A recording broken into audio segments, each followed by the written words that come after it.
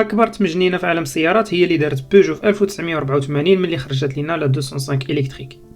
الا كان كيتسحاب لك طوموبيلات الكتريك يلاه بانوا دابا فراك غلط. فاش خرجت لا 205 في 1982 ودارت واحد النجاح كبير في لي فيرسيون مازوت و ايسونس، بيجو غادي تخرج لنا النسخه الكهربائيه كواحد البروتوتيب خيالي في ديك الوقت. طوموبيل كتمشي غير بالضوء، وهذا الشيء قبل ما تبان تسلا ب 20 عام.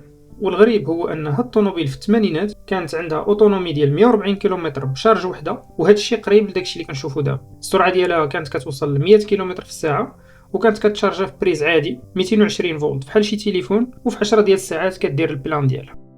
بيجو كان كيتسحب ليها غادي تخلق واحد الثوره في عالم السيارات بهذا الاختراع ديالها، ولكن الناس في ديك الوقت ما قدروش يتقبلوا طوموبيل الكتريك، وزيد عليها الباتريات اللي كانوا كيتستعملوا في داك الوقت كانوا ثقال بزاف، حيت كانوا باتريات ديال لاسيد ماشي ديال الليثيوم بحال اللي كنستعملوا في لي فواتور الكتريك ديال دابا.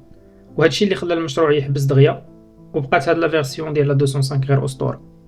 تخيل معايا كون نجحت هاد لا فيرسيون في 1984، فين كنا غادي نكونوا دابا وكيفاش كانوا غادي يكونوا الطوموبيلات ديالنا؟ وبصراحه كون كنتي في داك الوقت واش كنتي غادي تزعم وتشراها؟